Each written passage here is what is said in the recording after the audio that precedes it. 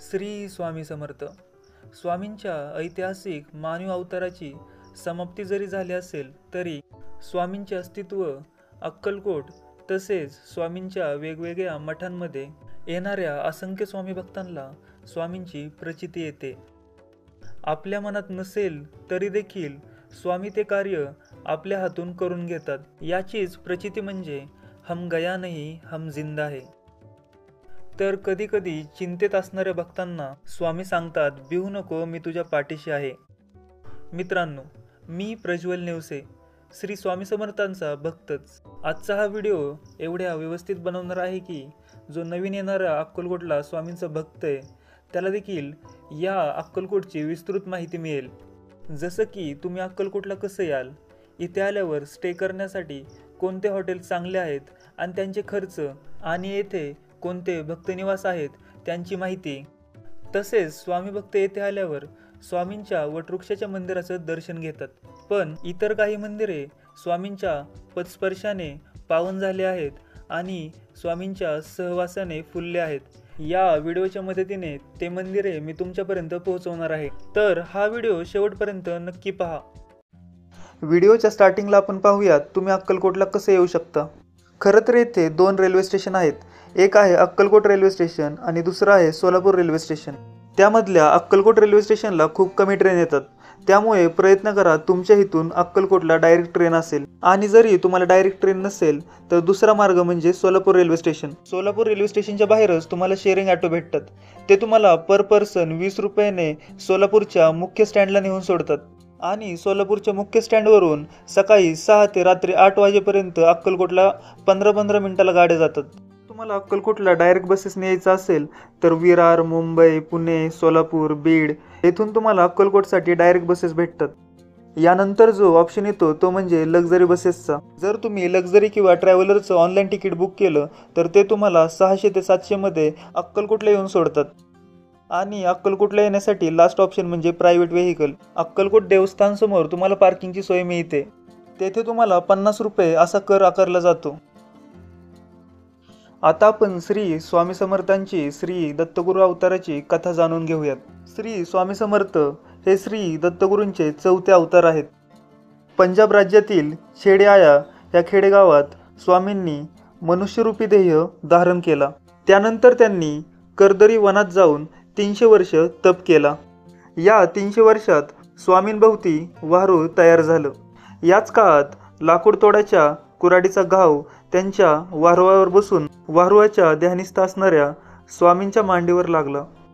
लाकूड तोड्याने स्वामींची क्षमा मागितली.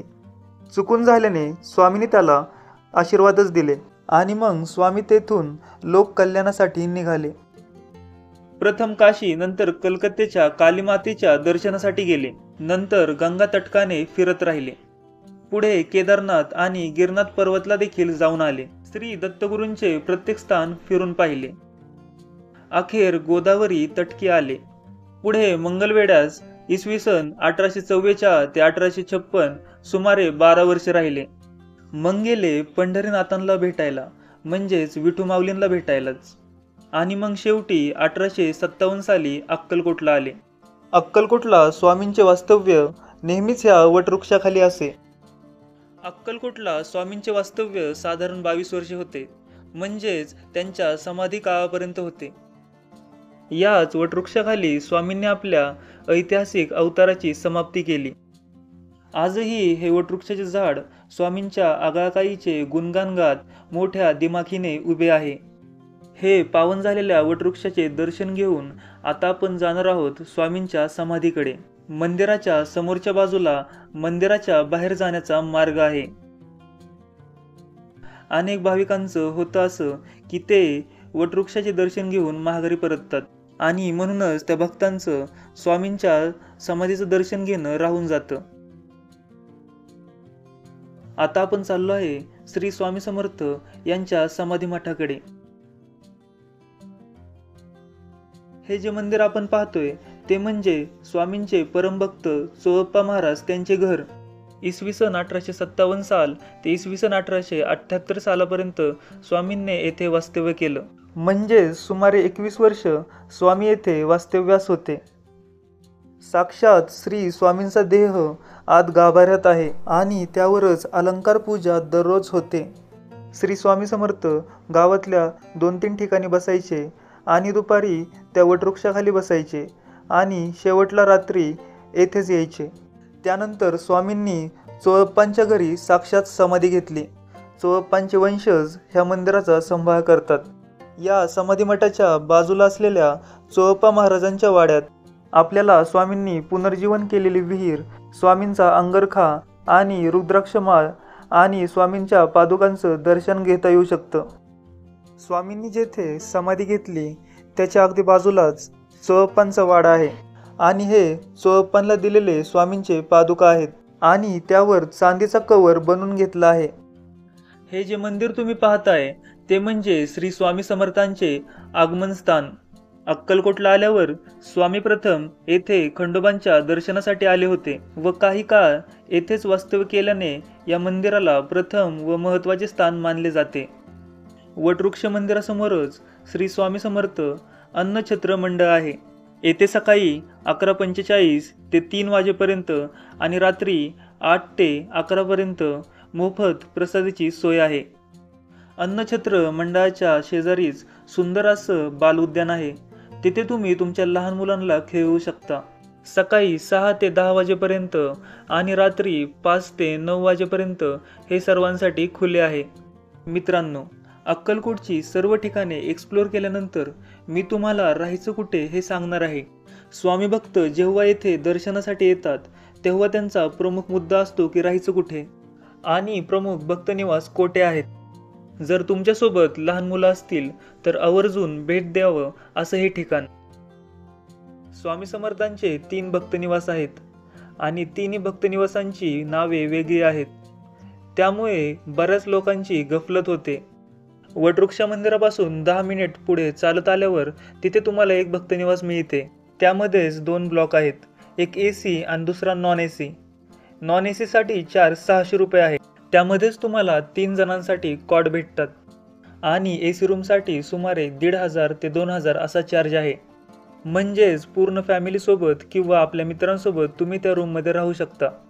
भक्तनिवासच्या बाहेर आल्यावर पर पर्सन 10 रुपये अशी शेअरिंग ॲटो भेटते. ते तुम्हाला डिरेक्ट मंदिरापाशी नेऊन सोडतात. मुख्य मंदिराशेजारीच 2 निवासस्थाने आहेत. एक म्हणजे यात्री भवन आणि दुसरं म्हणजे यात्री निवास. हे दोन्ही निवासस्थाने अन्नछत्र मंडळाच्या आवारातच आहेत, म्हणजेच मंदिरापासून अगदी 5 मिनिटाच्या अंतरावर. यात्री निवास ही जुनी इमारत असल्यामुळे इथल्या कुठल्याच रूममध्ये टॉयलेट बाथरूमची सोय नाही. प्रत्येक मजल्यावर तुम्हाला सार्वजनिक टॉयलेट बाथरूमची सोय मिळते आणि तसेच तुम्हाला कुठेच रूम मिळत नसेल तर तुम्ही 50 रुपये देऊन जनरल वॉर्डमध्ये झोपू शकता. आता आपण यात्री भवनची माहिती घेऊयात. येथे तुम्हाला 3 लोकांसाठी 800 रुपये चार्ज द्यावा लागतो. येथे देखील तुम्हाला AC किंवा नॉन AC रूम मिळून जातील. फक्त AC रूमचे चार्जेस थोडे जास्त आहेत. जर तुम्हाला या 3 भक्तनिवासमध्ये जागा अवेलेबल नसेल तर तुम्ही प्रायव्हेट लॉज करू शकता. तेथे तुम्हाला 500 ते 1000 रुपये असा चार्ज आकारतील. तुम्ही येथे आल्यावर सर्वात पहिल्यांदा भक्तनिवास चेक करा, त्यानंतर यात्री निवास आणि त्यानंतर यात्री भवन. आणि जर या 3 भक्तनिवासामध्ये जागा अवेलेबल नसेल तरच तुम्ही प्रायव्हेट लॉज करा. जय जय स्वामी समर्थ. आज आपला अक्कलकोटमधला दिवस खूप छान गेला. स्वामींच्या आयुष्याशी निगडीत असलेली आपल्याला काही मंदिरं सहज पाहता आली. हे आपल्या सर्वांचं भाग्यच आहे. लवकरच भेटू अशाच एका नवीन व्हिडिओमध्ये. तोपर्यंत तुम्ही जर चॅनलला सबस्क्राईब केलं नसेल तर सबस्क्राईब करा. जय जय स्वामी समर्थ.